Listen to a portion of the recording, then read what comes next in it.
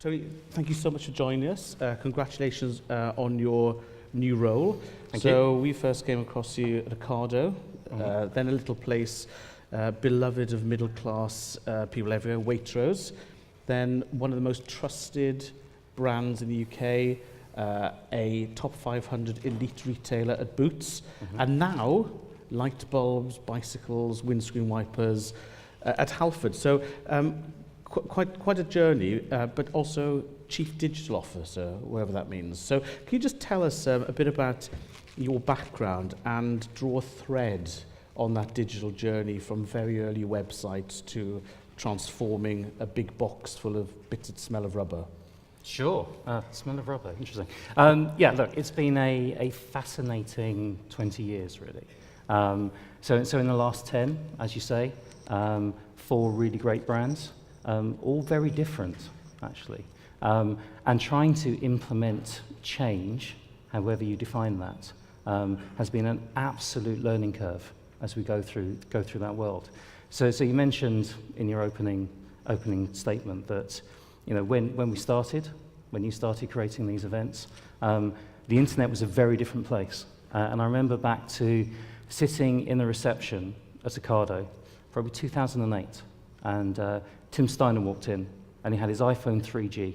So yeah, 2008 I think it was. And very proud, he walked in with this shiny new toy.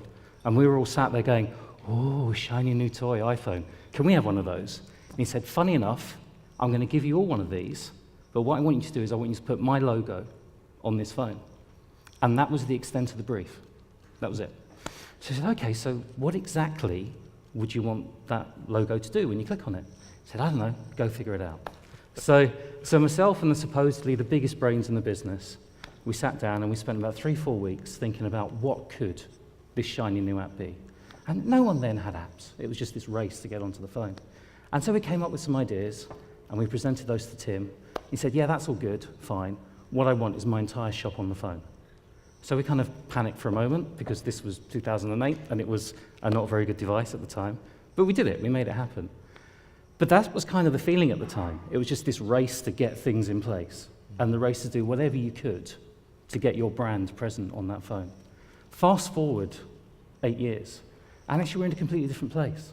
And actually now to get the rights from your customers to be present in their world, you have to work harder. You have to give them something of value and something that is absolutely relevant to your core brand. So I think the journey has been from the race to just deliver things for a customer to now the absolute expectation that if the customer is going to invest in you, in your brand, and give you the right to appear on what is their most personal connection to the outside world, you have to work really hard. So I think the core message is really, what is the essence of your brand? What are you trying to do? What is the value add that will be delivered through these services? Not just anymore, we're going to sell stuff. So that sounds great. However, the essence of a lot of brands was shut up, fill the shelf, award yourself no pay rise, work more flexibly, let's get more margin. And so, you know, as we saw with James, you know, a company founded on experience and values, that's not, frankly, how a lot of retailers have been founded over 30 years. So, you know, how does this digital journey, when you say, all right, let's be authentic and connect with the customer with our values, what if there are no values? What's the role in creating those values anew? Well, I think the answer is that there always are values. And particularly, so obviously startups, disruptors, you're creating that as you go along. And Airbnb is a perfect example of that. But being privileged to have been at 3 national treasures, if you like, over the last 8 years, is that sometimes we forget the essence of those brands. So in the rush to deliver the profit for the shareholders, in the rush to drive more profit through the business, you kind of lose track of actually what is at the core of these brands and what were they set up to do. And they wouldn't have lasted for 100 years if you didn't have that essence. So for me, digital, omnichannel, transformation, whatever you want to call it, it's about actually recognizing what those things are and amplifying them, and actually finding a way to go back to what does that brand really need to do, and actually how can you support your colleagues as well as your customers to get back to the core of that brand.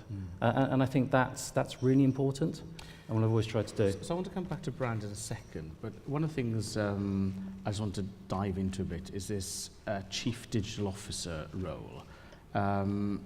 Chief Digital Officer, Chief Marketing Officer, Chief Revenue Officer, Chief Innovation and Happiness Officer. I mean, a lot of these roles, you know, we used to have e-commerce directors that traded, we had technology directors.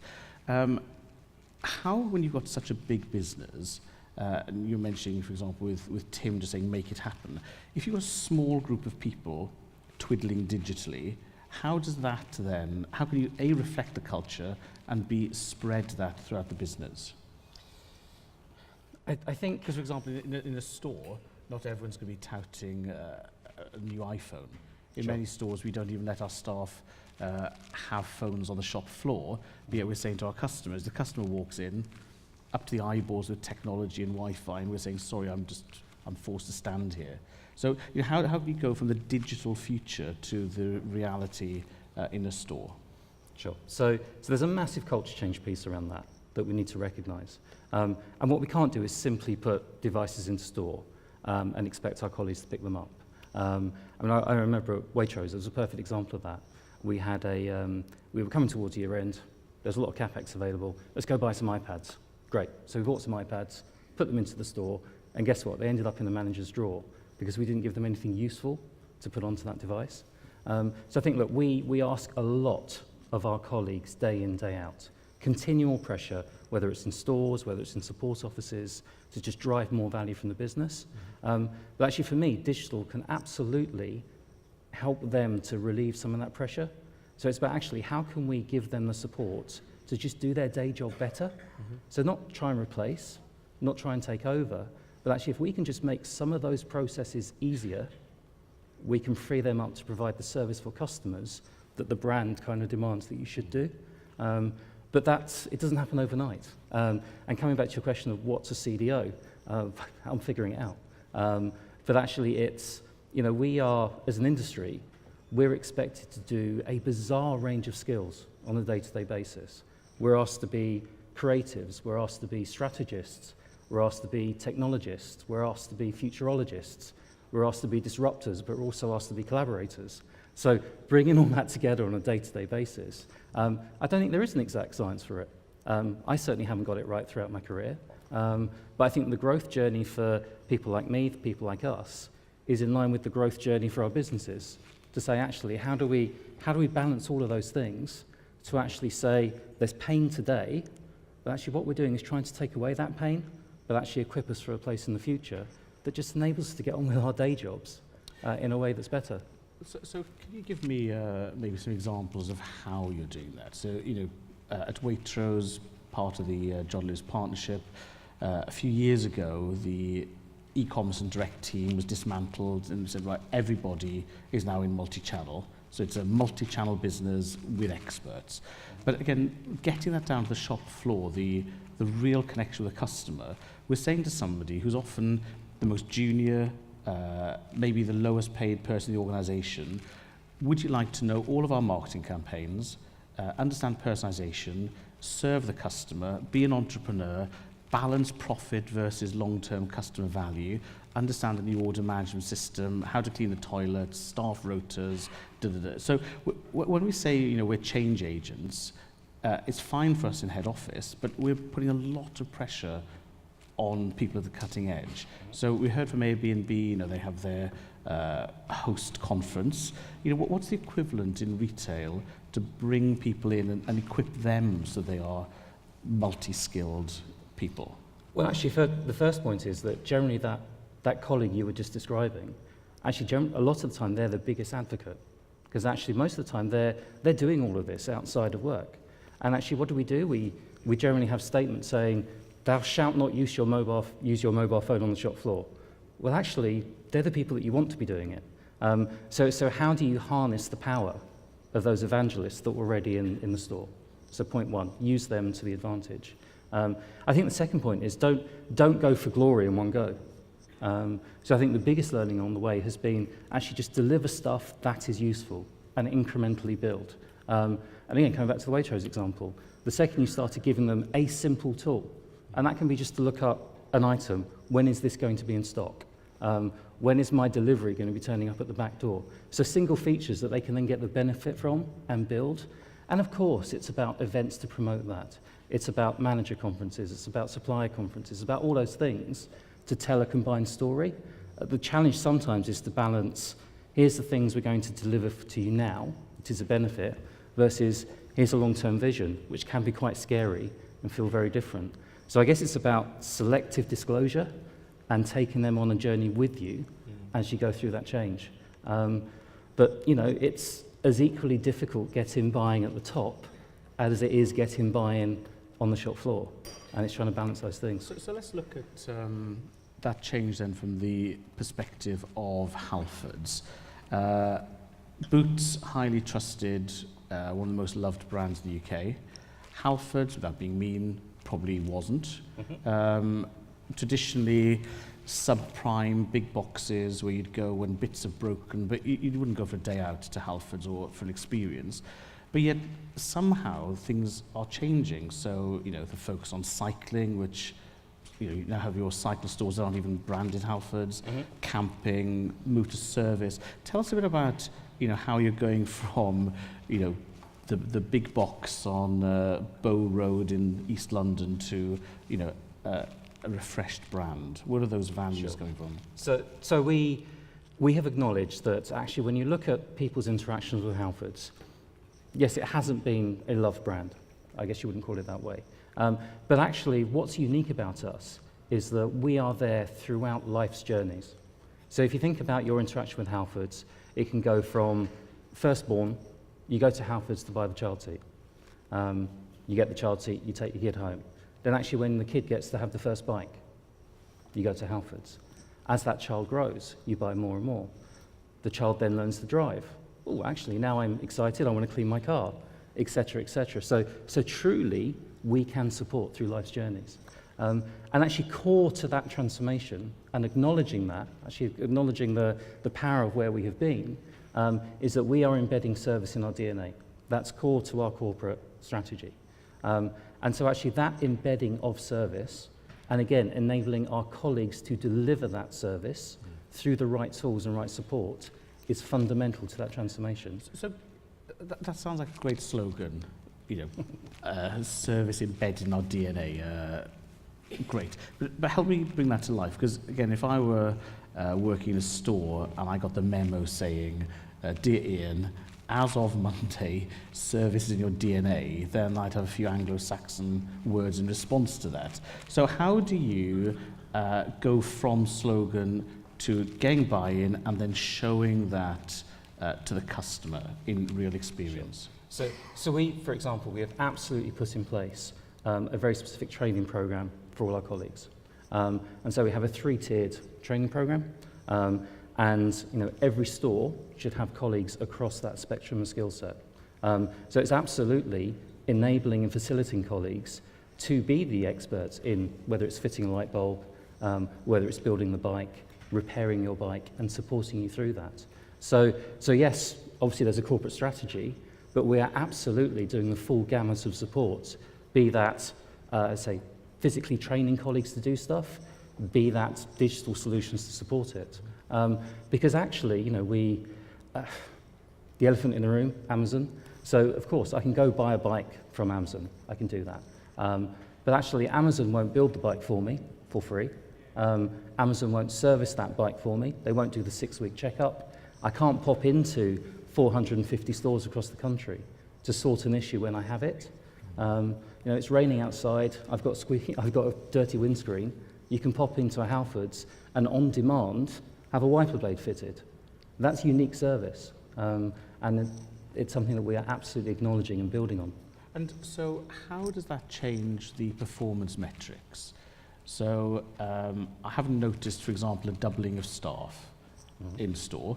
So I'm in there, I want an H7 halogen bulb, while a car seat's being fitted outside, someone's having their squeaky windscreen wiped, but I'm standing here thinking, well, that's great, but I'm not being serviced. So call me selfish. How are you bringing that to life commercially if you're not increasing staff? How do you make it real? And every customer has the right to be selfish, right? I've got an app for it. I've got an app. So look, again, it's that balance of making sure that the staff are trained correctly. It's about balancing demand and being aware where we should up and down scale staff in store.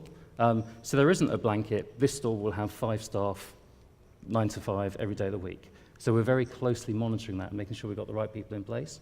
But then alongside that, as I say, it's what are the digital solutions that we should deliver to A, help staff and colleagues to manage their time more effectively, be trained more effectively, alongside what we're now looking at is actually, well, how can we empower customers and give them the ability to pre-book, have that pre-knowledge, that pre-availability. So all of those things come together. So it's that journey from, Ocado, I just want my logo on an app, to actually thinking about what is that total transformation across the entire business group that will enable that to come to life. Yeah. And it's an ongoing program. And so we've talked about the staff in store and the customer interface. You very kindly led in earlier on about the culture change needed at board level. So Halfords is not a simple business by any means. You have a massive number of SKUs that do or don't fit cars in different years, health and safety issues, wrong brake pads. That's not a digital problem, that's straight into a wall problem. So what's the reception of for a CDO at board level? So when you walk in, who are you having to persuade and take on a journey with you? You don't need to mention names, roles will do, but you've arrived, you're transforming the stores. What transformation is needed at board level or senior management level? All. I mean, of course, you have a blend of some who are more digitally comfortable versus those who are pure operators. And actually, it is about influencing that entire community. But I think influencing through results rather than just preaching, here's this great vision, let's just go for it. And I think that's been the massive learning for me over the years, is to say that, of course, you can be I mentioned the different roles that we play. You can be the creative strategist and paint this lovely picture. But actually, if you're not practical, delivering, and showing results, because it's the results that then give you the permission to do more, right? And that's the key piece. What would you say the results should be for a CDO? So we've got chief customer officers that we're going to ask later and say, what's your KPI?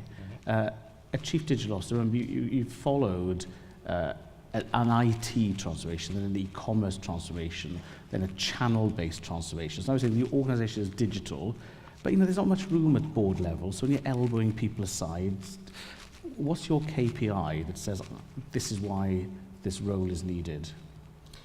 Look, I think whatever role you are within an organisation, the bottom line should be moving those needles. And my role isn't any different. So it's still about those bottom line numbers. But within that, it's how we deliver that. So, whether that's from an online point of view, moving the conversion needle, whether it's an in-store point of view, driving NPS because customers are happy because their wiper blade's being fitted sooner. So I don't think our metrics are any different to any other member of the exec or the board, actually, because we're all there to improve the performance of the business that we represent and the brand that we represent. So I don't think we're unique.